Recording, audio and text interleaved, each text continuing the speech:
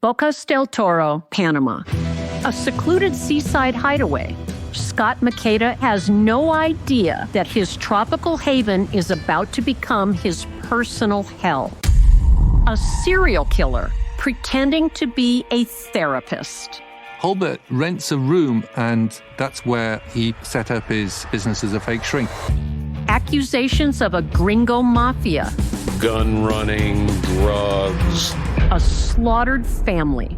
And then he goes back and he plants another bullet. A killer on tape. Hey man, I'm guilty. Everybody knows I'm a monster. The law of the jungle is simple. Survive. I'm your host, Candace DeLong, from Treefort Media and Village Roadshow Entertainment Group. This is Natural Selection, Scott vs. Wild Bill. Available now, wherever you get your podcasts. New episodes drop weekly. Listener, do you want more Obscura? If you do, check out Obscura Black Label. You get tons of bonus content, and the darkest episodes are saved for Patreon. If you're interested, head to patreon.com/obscuracrimepodcast. That's patreon.com/obscuracrimepodcast. As mentioned in previous episodes, Obscura strives for objective reporting of criminal cases. Because of this, you can expect research done through police reports, court documents, and news journalism from the time of the crime, with reports from the official police report and court documents read verbatim.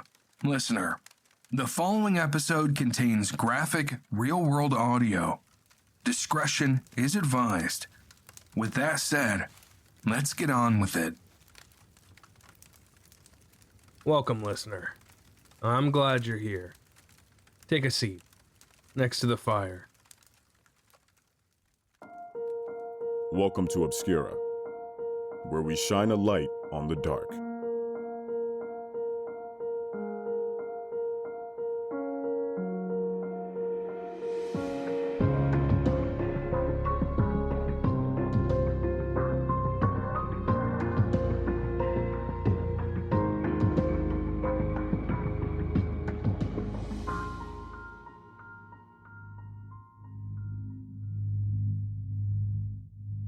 On the morning of February 18, 2023, just before 8 a.m., Officer Miles Bennett was dispatched to a disturbance at a residence on the 500 block of Jefferson Street in the city of Oshkosh, Wisconsin.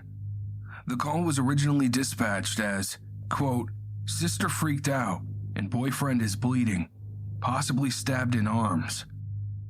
Where is the other person? She's up there. Damn it! What the fuck is wrong with you? Why am I asleep, bro? Why are you talking so cute? No. Right, is it just the three of you? No. Okay. Help me, please. Please help Yep, me. ambulance is downstairs. 403, oh, if you can come up. Copy. Fuck. Everything's calm with them. Oh. Where are you hurt?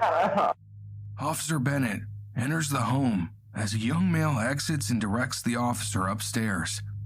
The house is messy, but messy in the way that you can expect when you have young parents and a small child. When Officer Bennett reached the top of the stairs, he saw a young blonde female who appeared to be wearing an oversized blue UCLA sweatshirt and had an appearance of blood coating both of her legs, her feet, both forearms, and the back and front of her hands. She was leaning over the back of a black sectional couch in a living room, applying pressure to a shirtless male's upper chest, or right shoulder area. The male will be identified as victim. Victim said to female, "What the fuck is wrong with you? Why in my sleep, bro?" She responded, "I thought I saw something." And the male said, "No." The female was crying. The male reported that he was injured all over, on my back and on my chest, everywhere. And the female, who was still standing above him, indicated a spot on his head, and she told Officer Bennett he was cut on the scalp as well. I can't. I'm getting lightheaded, bro. I need help. Will you come? Where's my brother? He's downstairs. Can you tell him to call my dad, please? Have you got shoes or something you can... Oh, they're downstairs. Okay. Oh, please. They're coming up. We go? We gotta go. I can't see. Yep, medics are coming upstairs. Is this your stuff? Yeah. Do you have an ID in here? No, it's in the car. Morgan? Please help me. Ethan, no, Please help me. Please. Oh, my God. No way. Oh, my God. Okay, what is your name? Morgan. The female is identified verbally as Morgan Taylor Lund, date of birth 6/9/2001, who resides at the Jefferson Street location with the victim, who is the father of her child. In the center of the room is a large playpen filled with small toys, a toddler's paradise. The victim continues to call out in pain and confusion. Morgan is beside herself, crying and scared. Clutching a vape, she sits on an island in front of a small kitchen area. The counters and island are faux granite. The surface is filled with Taco Bell large plastic cups containing Baja Blast and other various sodas. Both the island and kitchen counter are full of these cups. The diet of 21-year-olds. Most of us have been there. A muted television plays cartoons in ironic juxtaposition to the pooling blood in front of it. Back to Morgan. Things continue to get strange. Then Officer Bennett will walk to the male who greeted him at the start of the video, sat in a room. Morgan's brother, who now holds the baby. I'm going to be leaving you with the brother for a stretch, as he provides so much information during his interview. I don't want to interject. Following the interview, we'll recap. But remember, we start back with Morgan. Who are you saying stop to?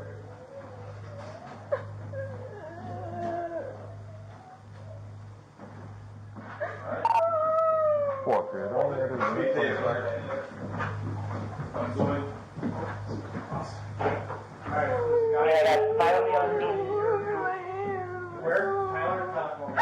Right back here. Somebody start taking photos. The weapon is right here. Scissor. Yep. No. I gotta go with the victim. Is this gentleman holding the baby? Yes. Okay. That should be Ethan. This gentleman holding the baby? Talk to him, correct. Okay. What's going on, man? I'm freaking out. Okay, is that your sister? Yes. Okay, so what happened? I'm just sleeping. You were sleeping, okay. Sleeping, and I just hear screaming. I thought they were just fighting like normal. And it starts getting loud. What the hell? Was he screaming back at her? It was kind of like a... I don't even know, like... Get off me, help! I don't even And that was remember. him saying that? I don't even remember. Okay. And open the door. They're on top of each other. What do you mean on... So they both were on top of each other? He was like on top of her trying to take the knife out of her hand or something. I don't know. Okay. So, how was she positioned? Like, when you say when he was on top of her, was he like straddling her? Yeah, he like had her wrist down. And then holding her wrist, like straddling her like that? Okay. And then... Was he beating Ari at that time? Yeah. Where was he? Where'd you see? On his arm and stuff, and then I seen the couch. Help! Go over there. I don't even know. That was like when it was ending. Okay. Was she saying anything at this time? She's just freaking out. I don't know. She said she doesn't know what happened. That she was seeing stuff, having a dream or something, and then realized it was real. Okay. Does she suffer from mental health? I think since she's had a kid, because that's their kid. Yeah, and then I just went out there, ran us, called the cops. Okay, so you think since she had a kid? Yeah. I mean, okay. Does she do any drugs? No. Does she drink? I mean, okay. she goes out with her friends. Okay, but no illegal drug use that you're aware of? No. Okay, and that's niece? Yep. Okay. And you live here with those two? No. Well, I stay here and at my dad's. Okay, so where do you get mail at? My dad's. Okay. What's your first name? Ethan. E-T-H-A-N? Yep. Middle initial? Cole. It says... C, sorry. Hi. I'm trying to say hi, huh? And what's your last name? Lund. L-U-N-D? Yep. This year, okay. Yep. So you were in here, you woke up to screaming. Okay, were they both screaming? Yeah, both, yeah. Okay, and it was coming from the living room area? Yeah, right on the couch. Right on the couch. Came from that area. You walked out. Where did you stand then? Behind that, Island? island. Okay, and Yeah, to the he right. was on top of her trying to take a knife or sharp object out of her hand. Yeah, I don't even know if it was in her hand still or not. Okay, but he was bleeding already. Yeah, he was bleeding. All over. Okay. So I freaked out. Okay, and you didn't hear your sister saying anything? I mean, just kind of what she's doing right now. Okay. As soon as he kind of got control or something. Okay. And then I didn't know exactly at first what was going on, so I'm like, Okay. you need to call the cops. What needs to And go? then afterwards, she told you she doesn't know what happened or doesn't remember anything?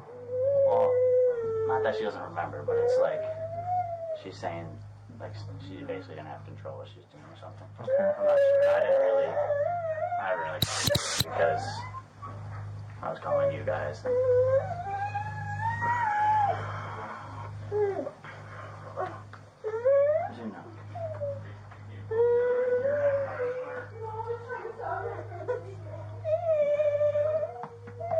Okay. Did she say it might have been a dream? Go back into that. Yeah. She's kind of saying like as I'm calling you guys that she's like, dreaming or something, and then like seeing something in her head. I don't really know. And you... Aaron, is this his bedroom? That's what he stays. He doesn't live here, but he stays here. Yes. And you said that she might have some mental health issues since she's had a kid. Explain to that. Have you seen a change in behavior? I think just a bit of maybe postpartum depression, maybe, or. But you've seen a change in change in personality? Maybe not a change in personality, but she.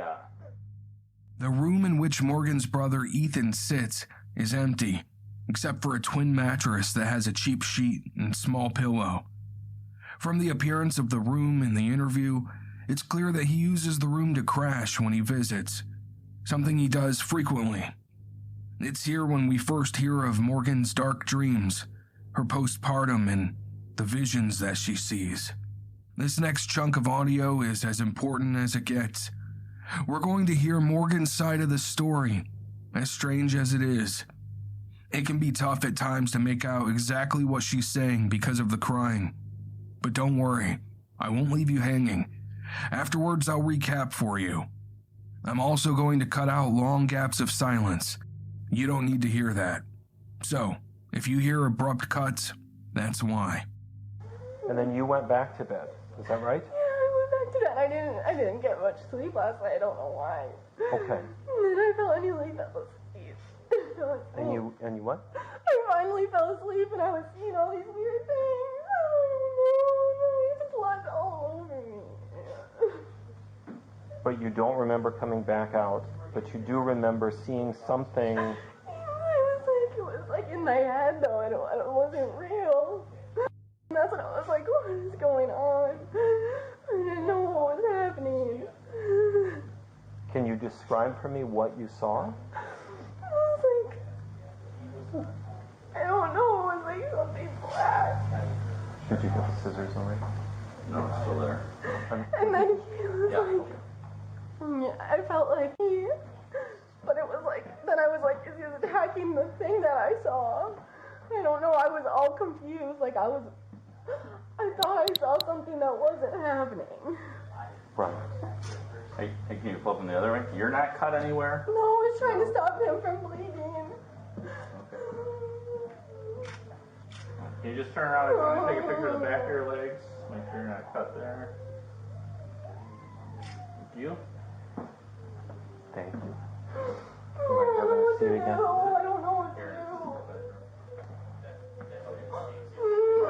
Don't let him. How long have you had those Like a experiences? year, or like a half of a year, I don't know. Half of a year? Like this past year it started happening, I don't know. You're 21? Yeah. So 2022 it started happening. Whenever you see things like I need my dad to come. Okay.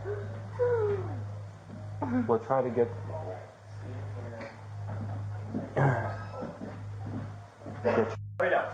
not just yet. Oh my god, oh my god, oh my god. So whenever you see these things, how do you feel?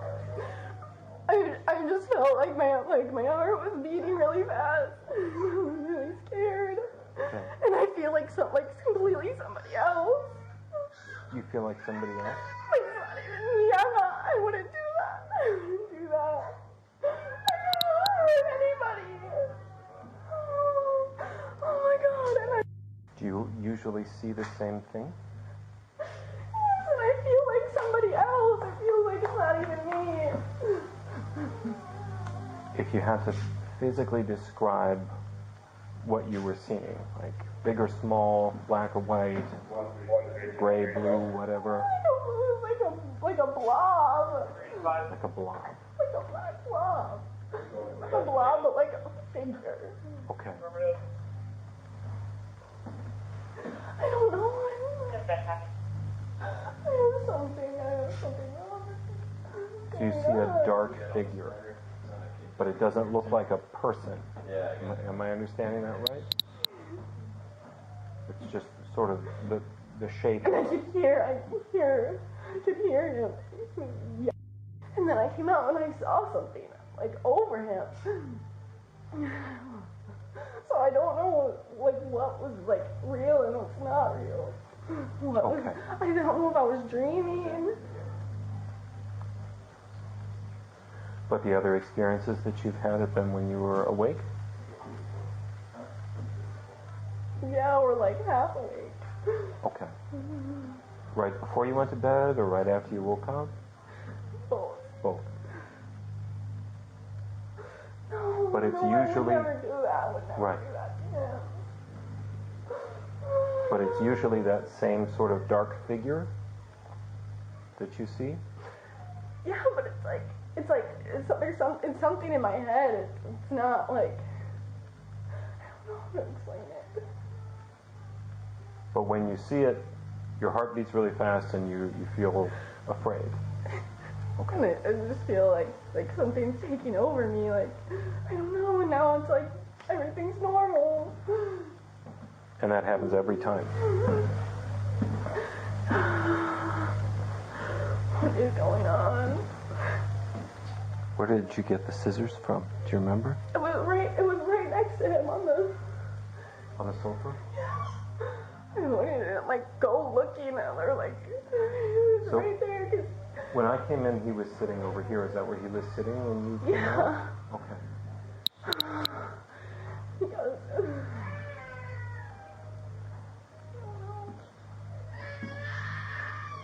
Ethan, she's hungry. She needs a bottle, Ethan. Bocas del Toro, Panama. A secluded seaside hideaway. Scott Makeda has no idea that his tropical haven is about to become his personal hell. A serial killer pretending to be a therapist. Holbert rents a room, and that's where he set up his business as a fake shrink. Accusations of a gringo mafia. Gun running, drugs. A slaughtered family. And then he goes back and he plants another bullet. A killer on tape. Hey man, I'm guilty. Everybody knows I'm a monster. The law of the jungle is simple. Survive. I'm your host, Candace DeLong, from Treefort Media and Village Roadshow Entertainment Group. This is Natural Selection Scott versus Wild Bill. Available now wherever you get your podcasts. New episodes drop weekly. Listener, some of my best friends, including my very best friend, speak Spanish. Because of that, I've always felt a little left in the dust. That's where Rosetta Stone comes in. Rosetta Stone is the most trusted language learning program, available on desktop or as an app, and it truly immerses you in the language you choose. I've been using it, and I've got to say, I'm genuinely shocked by how quickly I'm learning. It's an intuitive process. With Rosetta Stone, you pick up a language naturally. First with words, then phrases, then sentences. And this is designed for the long term, meaning that with Rosetta Stone, you are going to retain what you learn. Rosetta Stone has been a trusted expert for 30 years, with millions of users and 25 languages offered. Don't put off learning that language. There's no better time than right now. To get started, for a limited time, Obscura listeners can get Rosetta Stone lifetime membership for 50% off. Visit rosettastone.com/today. That's 50% off unlimited access to 25 language courses for the rest of your life. Redeem your 50% off at rosettastone.com/today. Where are the bottles? Work at the Mental Health Institute. And I feel like ever since I started working there, because I talk to the patients a lot, and I feel like it's just like getting in my head. And I've talked to people at work about it without saying anything. I've been do people ever get affected by this? And have you ever seen anybody that works here be affected by it? And they all of them have said that, yeah, they've seen people be affected by it, or I don't know, and I just feel like something just changed in me since then. Because they I do just have. want it to be normal again. Yeah. They can give me medication. And they make medication specifically for if you are seeing things that you know aren't there. They can give you stuff that helps address that specifically. Have you had other things that you don't think are there, where you're hearing voices, or? Not really hearing voices. No? Mm-mm.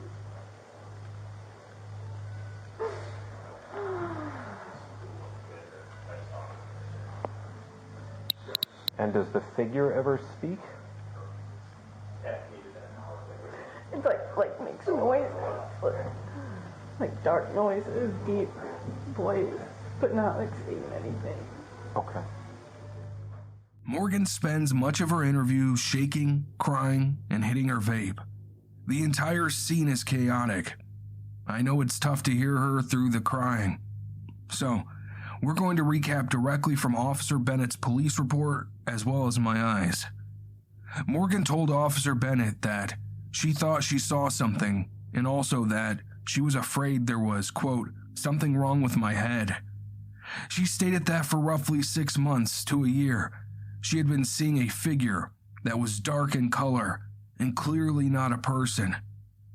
This morning, she said that she remembers waking up at approximately 6:30 a.m. with the baby in the room because she was having trouble sleeping. She took the baby out to a large playpen in the living room where the victim was laying on the couch. She returned to bed to fall back asleep. She told Officer Bennett that she had no memory of waking up a second time that morning.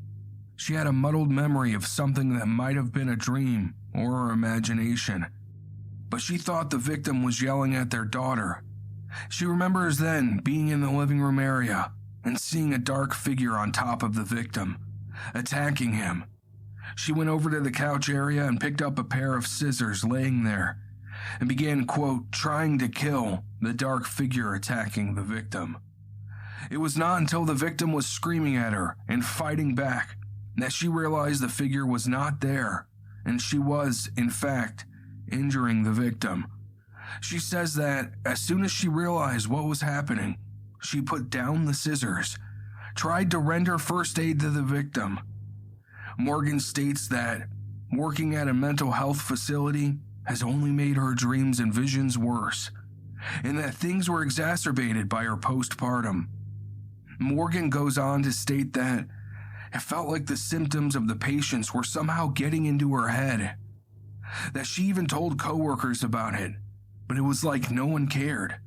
In the next audio, we cut to the arrest of Morgan, her handcuffing, and being brought to the vehicle, followed by the weight of the situation dawning on the scared 21-year-old. Before cutting to the next audio, it's worth noting Officer Bennett's demeanor. He carries himself well in this situation, talking calmly and gently to someone clearly in shock. At one point, Bennett runs into the parents, but diffuses the situation by quickly moving Morgan to the vehicle. Morgan, the other officer's going to grab your things. We'll put your shoes on downstairs. I don't want you to misunderstand it. I don't want you to be scared. I am going to put handcuffs on you before we get in the car because of the policies we have for transporting people who aren't free to leave. But I will take them off when we get to the police department. So you're going to have them on for maybe 10 minutes tops. What do you need to put on for flip-flops or shoes? So after the 2 days? We'll work through it. We'll just work through it. So you guys, you know what's going to happen. We don't actually. Genuinely like, do not. What's most likely in this? We don't ever know. Yeah. To be honest. Like, we'd be lying to you to give you. My dad worked for a prison for so long, and I worked at the mental health institute. I've seen like things like this, and I just want to know like what's most likely going to happen to me. I've been doing this for 12 years, and I've never been in this situation before. Yeah. So this exact situation, and each one is a little bit different. So but this exact situation. What I will ask, not to intervene, is your mom and dad are outside. They're gonna take a little. Is it possible, Miles, to cuff her at the vehicle? Sure. Where is it? Yeah, I'm not going to do anything. Okay. I just don't want them to see her being cuffed. Are you okay? Yeah, I don't want them to see. Okay. We'll just walk with you and then go from there. I would just ask, just don't really talk or anything to them at this point. We'll allow that later, okay? They can come in and... Yeah, we'll work with you. Okay. You're looking at me. Okay. I can talk to them quick. Okay. We gotta go this way, all right? Hang on. Not right now. Not right now. Sorry, sir.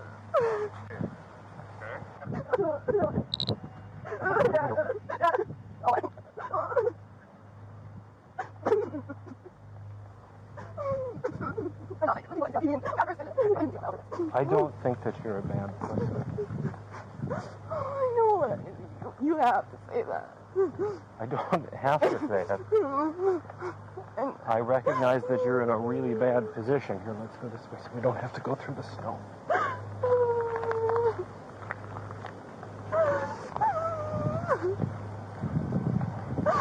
I won't be able to work where I work. Well, we have no idea what's going to happen yet. And sometimes it's a much smaller issue than what we expect it to be. So you in front of me? We're not allowed to do that. I have to go behind you. I'm sorry. But like I said, as soon as we get to the police department, go ahead and hold your hands behind you. Perfect. Can I have your other hand? Don't do it too tight. I get claustrophobic. Okay. Okay. Are you all right? Right now? Okay. Can I get in? Well, they'll close down more if I don't lock them. There we go. Okay. Yeah, go ahead.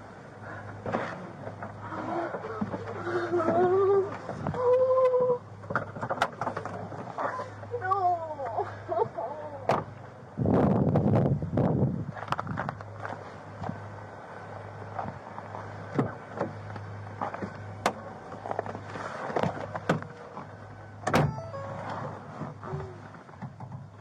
All right. Can you hear me all right? Okay. Just try to keep breathing normally. Take deep breaths. 403. I've got Morgan on board, and we will be en route to 420. My beginning mileage will be 1.9. The victim stated that throughout their relationship, Morgan was very abusive, hitting him on several occasions. He reported that they constantly fought and argued. The victim did not know what triggered this event. He stated that he does not know why Morgan would do this to him, especially in front of his daughter. He stated that they argue on a daily basis, but the victim shuts the arguments down because he does not want to be involved with her any longer. She has threatened him in the past, but never threatened to kill him as far as he is aware. We're going to cut to an interrogation room, and the room is about what you'd imagine, listener. Beige walls and cheap graphite office table, surrounded by those little desk chairs we see in so many interrogations. Morgan is still in her blue hoodie. Her interrogator is a tall, bald man, his white skin flushed red. Morgan is handed a phone with her dad's number already ringing. So this is your dad's number? Mm-hmm.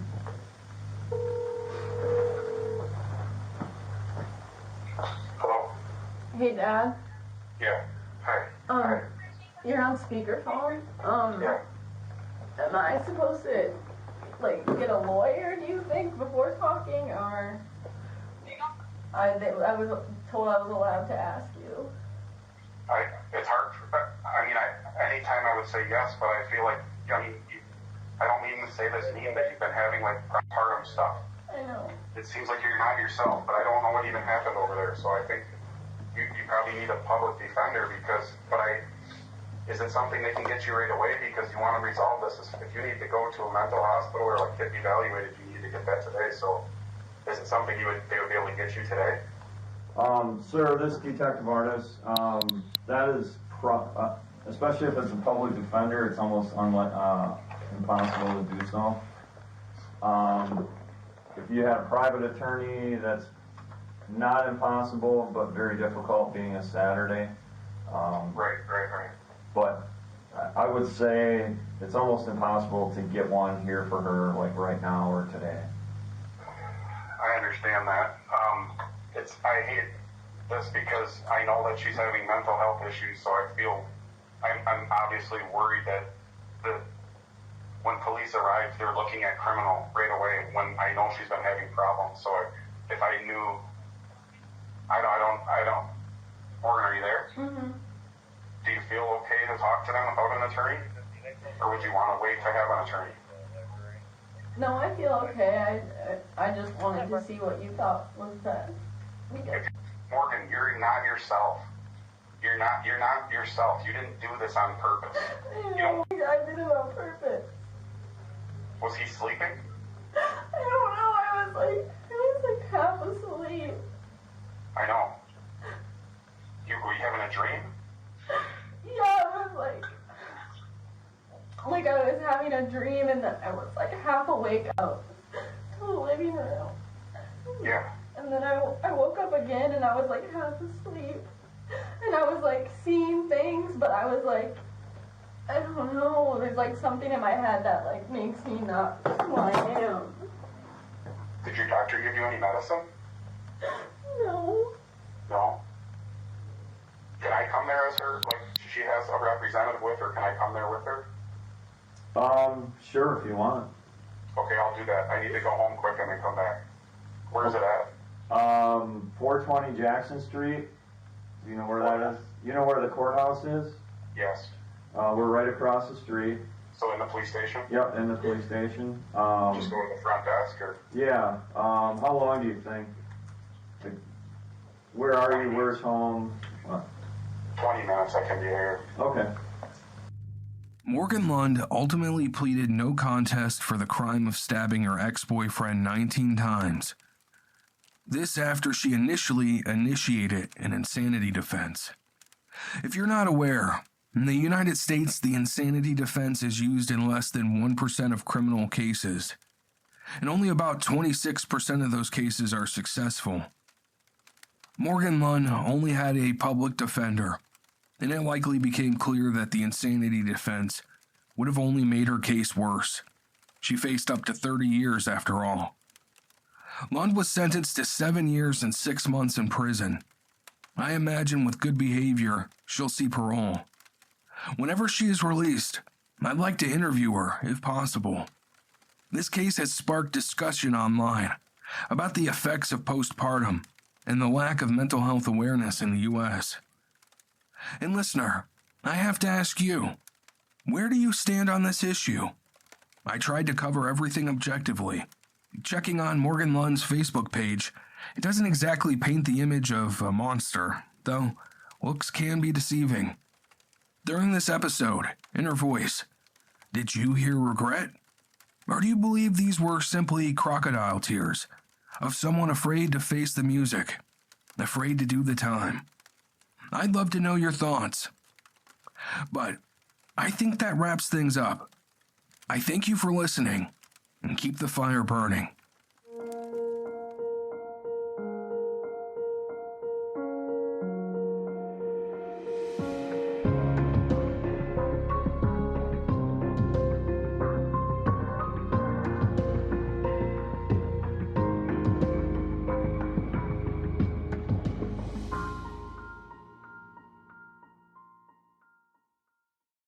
Bocas del Toro, Panama. A secluded seaside hideaway.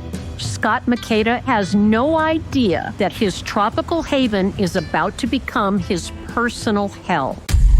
A serial killer pretending to be a therapist. Holbert rents a room, and that's where he set up his business as a fake shrink. Accusations of a gringo mafia. Gun running, drugs. A slaughtered family. And then he goes back and he plants another bullet. A killer on tape. Hey man, I'm guilty. Everybody knows I'm a monster. The law of the jungle is simple. Survive. I'm your host, Candace DeLong, from Tree Fort Media and Village Roadshow Entertainment Group. This is Natural Selection, Scott vs. Wild Bill. Available now, wherever you get your podcasts. New episodes drop weekly.